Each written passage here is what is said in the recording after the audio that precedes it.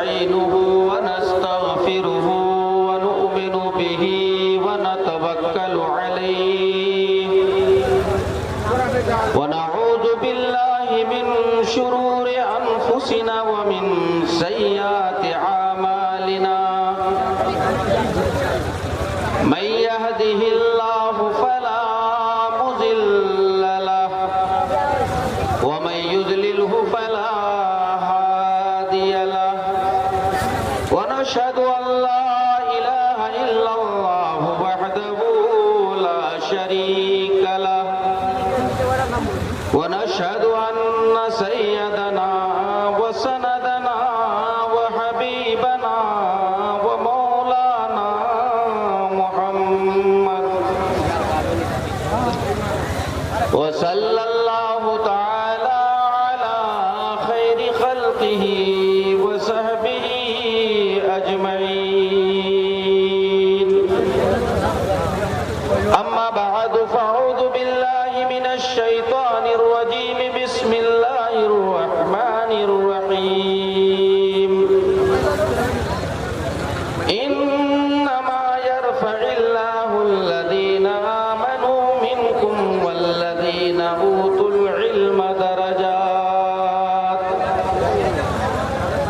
وقد قال النبي صلى الله عليه وسلم أكرموا أولادكم وأحسنوا آدابهم أو كما قال عليه الصلاة والسلام صدق الله المولانا العظيم وصدق رسوله النبي الكريم ونحن على ذلك لمن الشاهدين والشاكرين والحمد لله رب العالمين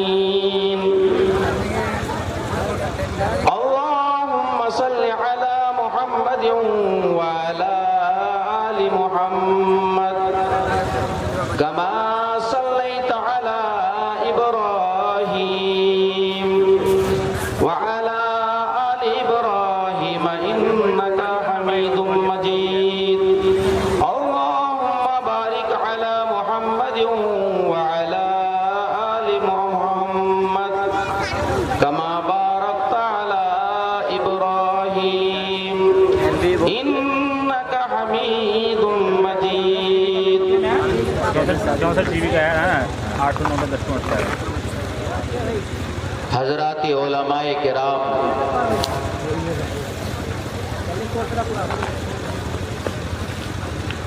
میرے بزرگوں، دینی بھائیوں، آج ہم اور آپ ایک دین کی فکر لے کر، دین کی سوچ لے کر ہم اور آپ یہاں پر جمع ہوئے ہیں، اور اس جلسے کا تعلق دستار بندی کے تعلق سے ہے، توسیع مسجد، تعمیر مسجد کے تعلق سے ہے۔ میرے بزرگوں، اللہ رب العزت نے ہم سبوں کو یہ شرف بخشا کہ ہم اور آپ نے دین کی صحیح سوچ اور فکر رکھنے کی وجہ سے ہم اور آپ یہاں جمع ہو گئے، ورنہ ہی تو اللہ تبارک و تعالیٰ کے بہت سے بندے ایسے ہیں کہ جو کوشش کرنے کے باوجود بھی وہ یہاں جمع نہیں ہو پاتے، کوشش کرنے کے باوجود بھی اس محفل میں بیٹھنے نہیں پاتے ہیں۔ اپنے آپ کو جو ہے دل میں آپ کو یہ فرحت اور خوشی ہونی چاہیے کہ اللہ تبارک و تعالیٰ نے ہم سبوں کو چند جو ہے گھنٹوں کے لیے ہی صحیح اس ماحول سے نکال کر دینی ماحول میں جمع فرمایا۔ یہ اللہ تبارک و تعالیٰ کی طرف سے ہی ہوا ہے، اللہ کی توفیق سے ہی ہوا ہے، اللہ کی مرضی سے ہی ہوا ہے، اور جب اللہ کی مرضی ہوگی تبھی جو ہے ہم یہاں سے اٹھ کر کے جائیں گے۔ مومن کا کوئی بھی کام اللہ کے حکم کے بغیر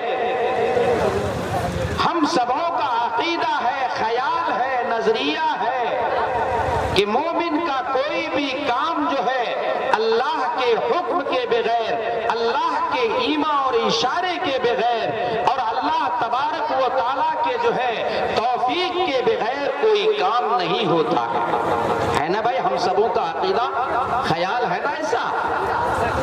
اللہ کے حکم سے ہی سارا نظام بنتا ہے اور سارا نظام اللہ کے حکم سے جو ہے اختتام پذیر پاتا ہے، اختتام ہوتا ہے، ختم ہوتا ہے۔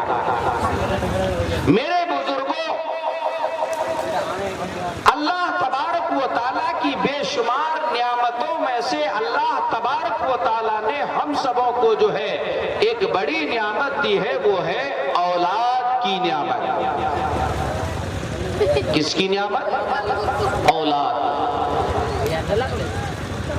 اگر آپ کو اس کی قدر معلوم نہ ہو، اگر آپ کو اس کی جو ہے اہمیت معلوم نہ ہو اور اس کی قیمت اگر معلوم نہ ہو، ایسے لوگوں سے جا کر کے پوچھو جس کی گود میں جو ہے بچے اللہ تبارک و تعالیٰ نے نہیں دیا ہے، جس کے گود میں اللہ تبارک و تعالیٰ نے جو ہے ان کے گود کو محروم رکھا ہے، ایسے لوگوں سے جا کر کے پوچھو کہ اولاد کی کیا قدر ہوتی ہے، اولاد کی کیا قیمت ہوتی ہے۔ میرے بھائیوں، تو اللہ تبارک و تعالیٰ نے بہت بڑی جو ہے نعمت، اولاد کی نعمت سے ہم سبوں کو سرفراز فرمایا۔ لیکن کیا یہ جو دولت اللہ نے ہم سبوں کو جو دیا ہے، تو کیا اس کی کچھ ذمہ داری بھی ہے یا نہیں ہے؟ بولو بھائی، ہے؟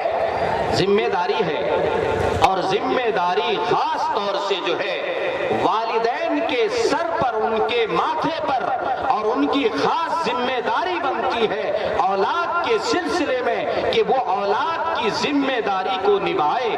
اسی بنیاد پر جو ہے میرے آقا حضرت محمد الرسول اللہ صلی اللہ علیہ وسلم نے جو ہے صاف الفاظ میں ارشاد فرمایا، اکرموا اولادکم واحسنوا آدابہم، اپنی اولاد کی قدر کرو، اپنی اولاد کی قدر کرو اور ان کو اچھے آداب سکھاؤ، اچھی ان کی تربیت کرو۔ میرے آقا حضرت محمد الرسول اللہ صلی اللہ علیہ وسلم کا ارشاد۔ میرے بزرگوں، اچھا ایک بات بتائیے، جنت جانا ہر آدمی چاہتا ہے، کیا آپ لوگ بھی چاہتے ہیں؟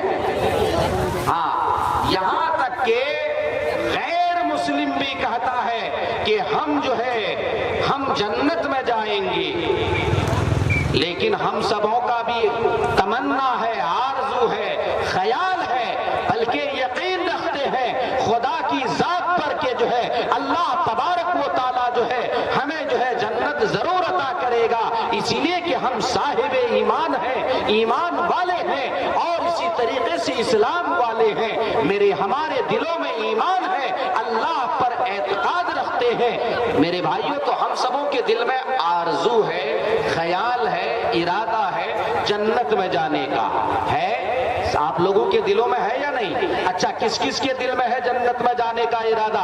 ہاتھ اٹھا کر بتائیے تو۔ اے دیکھیے، ماشاءاللہ، یہ دیکھیے کہ بچہ بھی، یہ سب بچوں کا بھی جو ہے ارادہ ہے، ہمارے نوجوانوں کا بھی ارادہ ہے، ہمارے بوڑھوں کا بھی ارادہ ہے، اور ہمارے جو ہے علماء کا بھی جو ہے ارادہ ہے۔ ان کی تمنا اور آرزو ہے کہ ہم جنت میں چلے جائیں۔ لیکن یہ میرے بزرگوں بتاؤ، ہاتھ اٹھا تو دیے ہو، لیکن یہ بات بتاؤ کہ خالی ارادہ کر لینے سے اور تمنا اور آرزو کر لینے سے، کیا صرف ارادہ کر لینے سے جنت میں چلے جائیں گے؟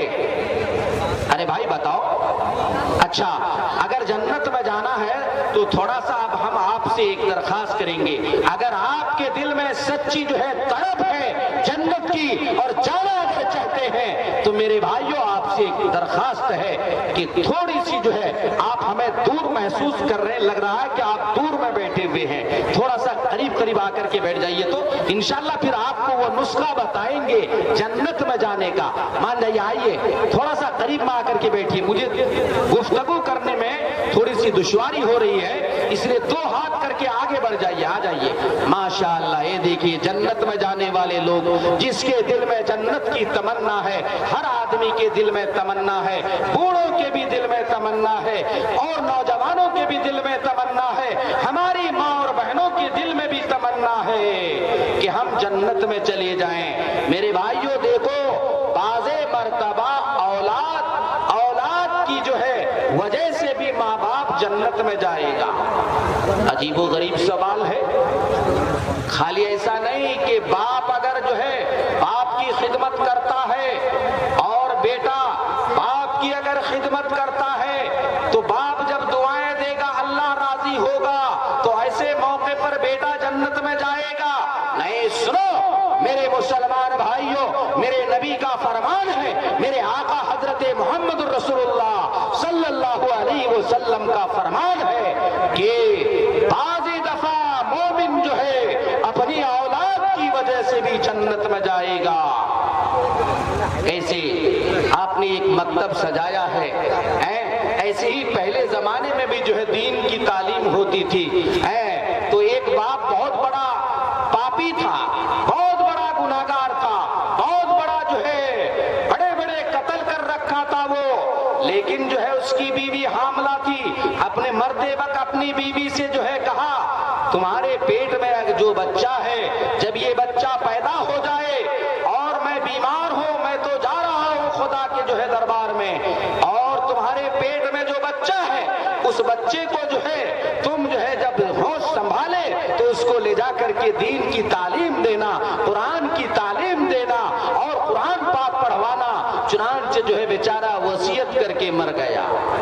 کیا کر کے مرا ہے؟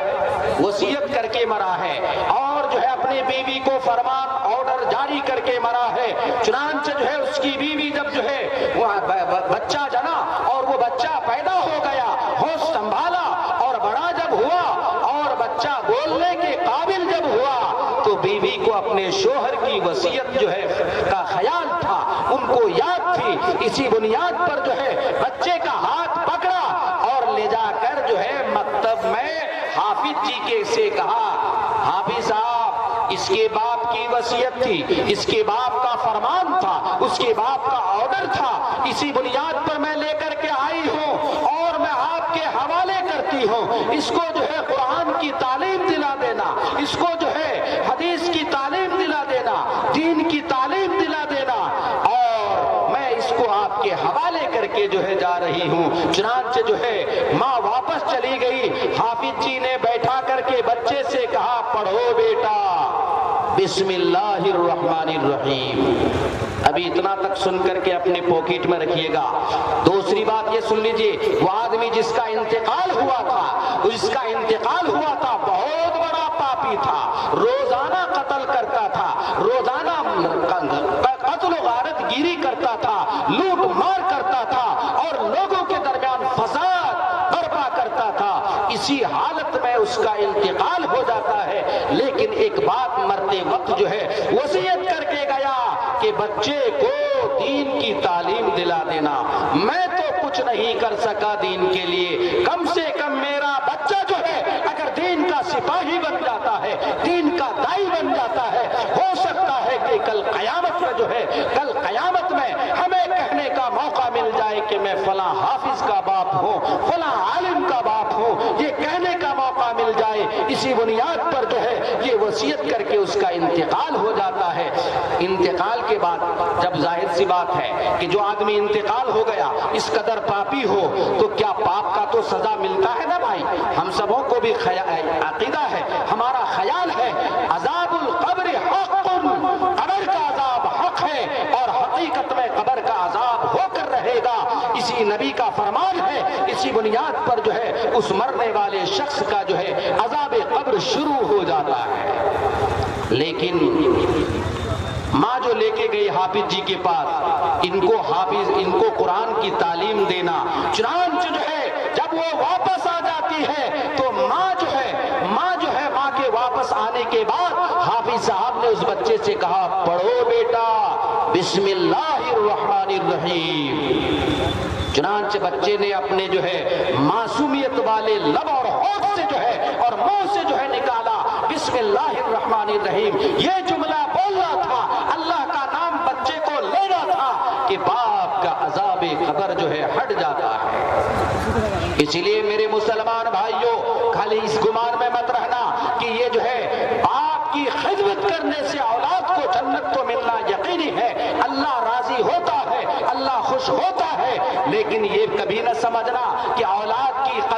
کرنے سے، اولاد کی قیمت لگانے سے، ان کا خیال کرنے سے، اس کے اوپر خرچ کرنے سے جو ہے کوئی جو ہے ہمیں اجر نہیں ملے گا، اس کا بدلہ نہیں ملے گا۔ نہیں، سنو، اللہ تبارک و تعالیٰ کا جو ہے، اللہ رب العزت کے نبی کا فرمان ہے، جو کوئی اپنے جو ہے 3 بچی کو پڑھا لکھا کر، سن لو صاف کھلم کھلا حدیث کے الفاظ، اور اپنے دامن میں جو ہے بھر کر لے کر کے جاؤ، اپنے دامن میں کس کر لے کے جاؤ، اور زندگی کا جو ہے معمول بناؤ۔ میرے آقا حضرت محمد رسول اللہ صلی اللہ علیہ وسلم نے ارشاد فرمایا، جو کوئی مومن بندہ جو ہے اپنے 3 بچی کی جو ہے وہ پڑھا لکھا کر کے اور تربیت کر کے، اچھے آداب سکھا کر، اچھی تعلیم دے کر کے جو ہے اس کی شادی بیاہ کر دیتا ہے، اللہ تبارک و تعالیٰ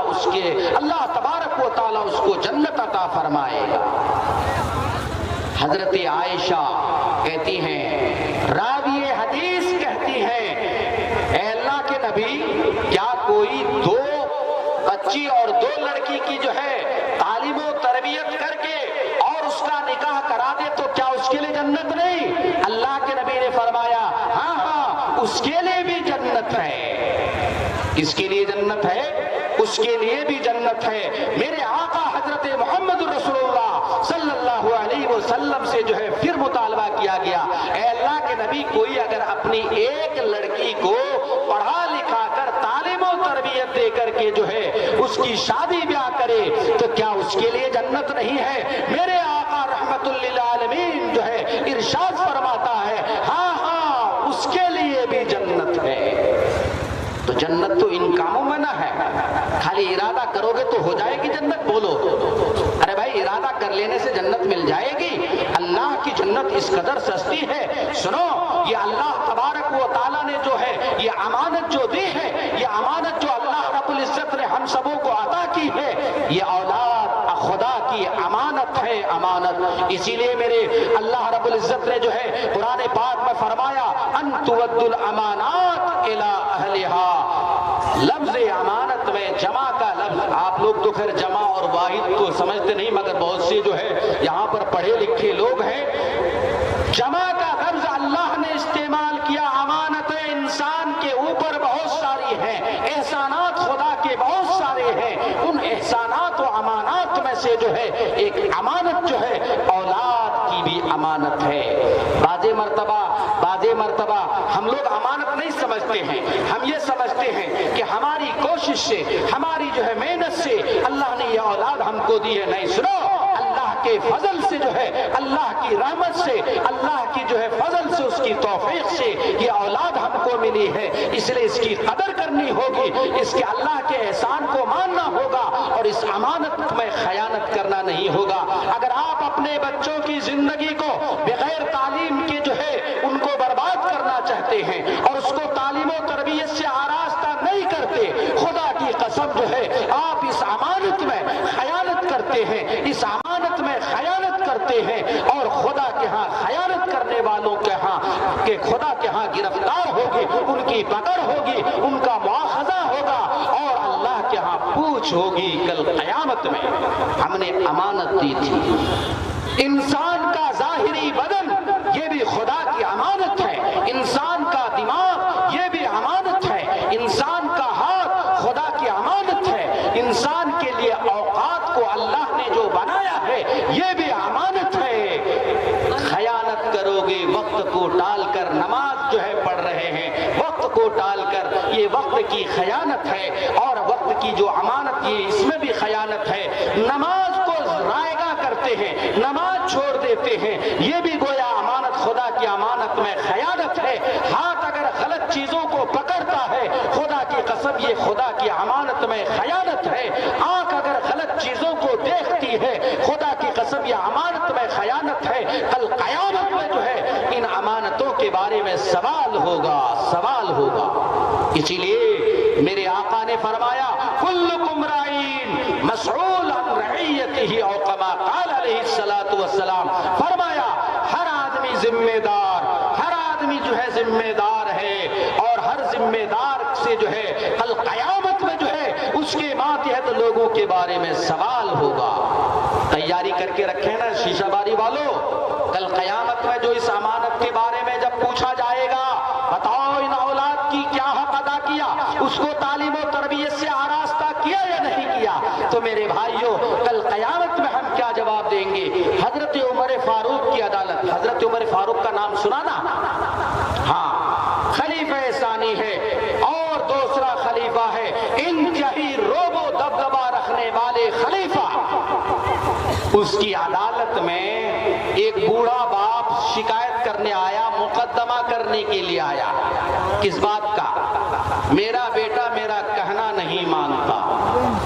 میرے بھائیوں، آپ کو ہم اس بات کا احساس دلانا چاہتے ہیں، جب کسی کے گھر میں اللہ جو ہے اولاد دیتا ہے، اس کی بنیادی طور پر کیا ذمہ داری بنتی ہے، اس ذمہ داری کا احساس دلانے کے لیے ہم جو ہے اس مضمون کو چھیڑے ہیں۔ اللہ نے جو ہے ہم سبوں کو اولاد جو دی ہے، اس اولاد کو ہمارے اوپر جو ہے بنیادی حق کیا بنتا ہے، اس حق کو جان لو۔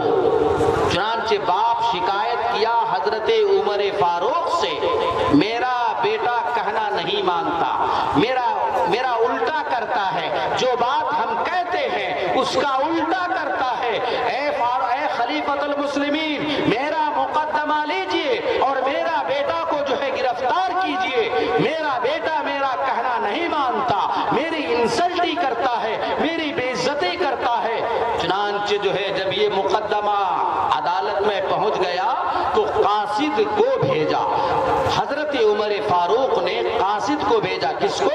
قاصد کو بھیجا، جاؤ نوجوان کو بلا کر کے لے کے آؤ، عدالت میں حاضر کرو۔ چنانچہ قاصد پہنچتا ہے نوجوان کے پاس، جبکہ حضرت عمر فاروق کے روب و دبدبہ سے جو ہے عرب کی زمین دہل جاتی تھی۔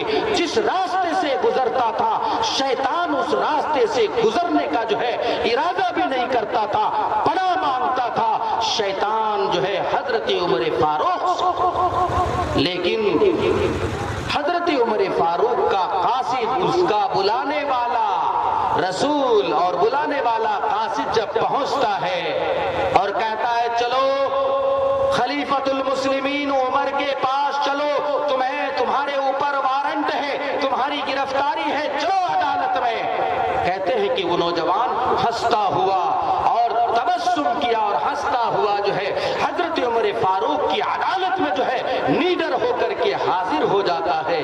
اور حاضر ہو کر کے جب مقدمہ کی سماعت ہوئی اور سنوائی ہوئی تو اس وقت حضرت عمر نے پوچھا، اے نوجوان کیا بات ہے، تو اپنے باپ کی نافرمانی کرتا ہے، اپنے باپ کا کہنا نہیں مانتا، کیا وجہ ہے، کیا بات ہے، کیوں ایسا تم کرتے ہو، باپ کی نافرمانی کرتے ہو؟ کہنے لگا، ہاں امیر المومنین، بات تو ایسے ہی ہے کہ نافرمانی کرتے ہیں، لیکن اے امیر المومنین سنیے، کیا باپ کا صرف میرے اوپر ہی حق ہے یا میرا بھی کچھ باپ کے اوپر حق ہے؟ سوال سمجھ رہے نا میرے بھائیو؟ اپنے دامن میں لپیٹ کے جانا، اپنے دامن میں اور اپنے جیب میں ان باتوں کو، کار آمد باتوں کو جو ہے لے کر کے جانا، اور جو ہے حضرت عمر فاروق سے سوال کرتا ہے، اے امیر المومنین بتلائیے، کیا صرف جو ہے باپ کا ہی اولاد کے اوپر حق ہے، کیا اولاد کا بھی باپ کے اوپر کچھ حق بنتا ہے یا نہیں؟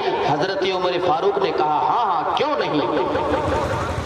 چنانچہ وہ نوجوان کہتا ہے، اے امیر المومنین، ہم نے سنا ہے، ہم لوگوں کو کہتے ہوئے سنتے ہیں کہ باپ اولاد کا بھی باپ کے اوپر 3 بنیادی حق ہے، لیکن میرے باپ نے ان 3 بنیادی حق میں سے ایک بھی حق ادا نہیں کیا۔ اے امیر المومنین، کیا میں سنا سکتا ہوں ان حقوق کو جو باپ کے اوپر میرا حق بنتا ہے، اولاد کا حق بنتا ہے باپ کے اوپر؟